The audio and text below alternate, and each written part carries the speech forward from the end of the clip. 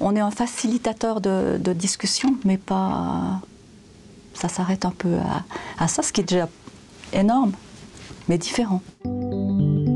Alors il y a quelques années, la télévision suisse romande faisait une émission sur le harcèlement au travail. Ils se sont aperçus qu'il y avait un cas dans la maison. Ceci étant venu aux oreilles des directeurs, il n'a pas été insensible à ça. Et en collaboration avec le syndicat, ils ont créé un groupe de médiation.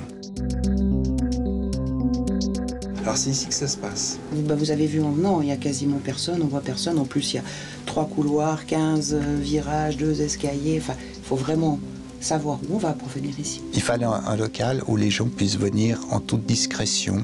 Discrètement et librement, voilà. Effectivement. Venir à la médiation ne semble-t-il pas évident pour tout le monde.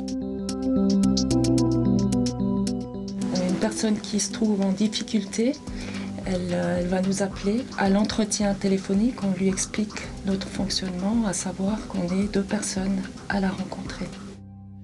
Ah bah non, on ne sait jamais longtemps à l'avance. Par définition, quelqu'un nous appelle et puis la demande, elle est forcément urgente. On essaie de répéter qu'il faut anticiper, qu'il ne faut pas laisser grandir un problème, qu'il faut essayer d'être attentif à... Justement, cette activité de grande oreille qu'on a, on n'arrête pas de dire aux gens, mais n'attendez pas que ce soit pourri.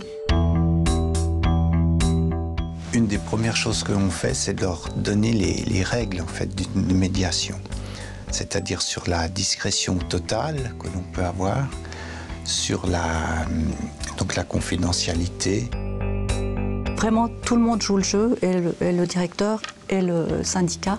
Personne ne nous demande des comptes. Et on attend aussi quelque chose des gens, c'est qu'ils viennent ici sans jugement par rapport à la personne dont ils vont nous parler.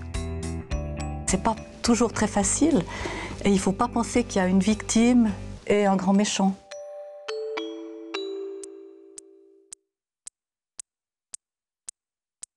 Vraiment, les gens sont libres de venir ou de ne pas venir. Donc, ils viennent un jour, ils ne veulent plus nous donner de nouvelles, on n'en a plus. C'est des fois un peu frustrant parce qu'on ne sait pas après s'ils sont bien, pas bien, mais ma foi, ça fait partie du jeu. Et par contre, d'autres personnes ont besoin de nous voir 1 fois, 2 fois, 3 fois.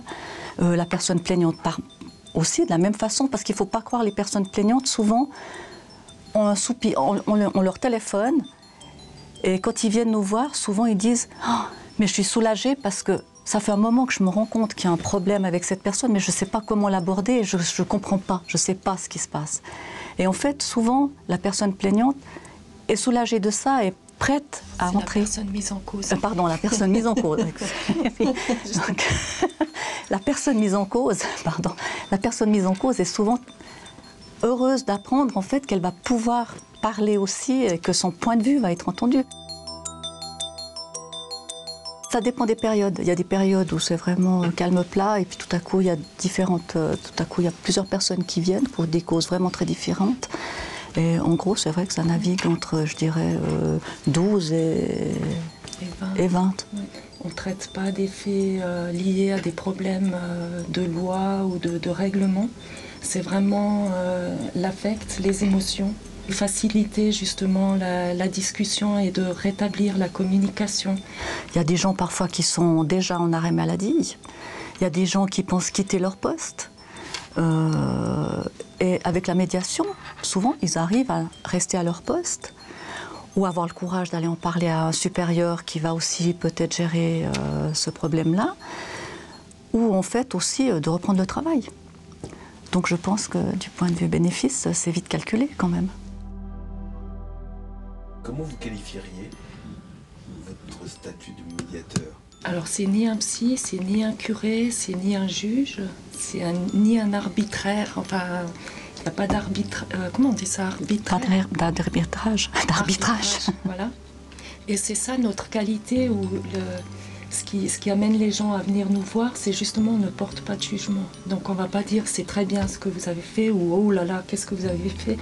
Donc c'est vraiment, ils peuvent se confier en ayant confiance, déjà parce qu'on ne va pas leur dire plus loin, mais ils peuvent entre guillemets se lâcher, quoi. Et déjà rien que ça fait qu'ils sont déjà soulagés après le premier entretien, parce qu'il y a vraiment tout ce flot d'émotions qui qui ressort. Et si je vous demande de me donner des exemples Non, ça c'est strictement confidentiel. Ce qui se passe ici reste confidentiel.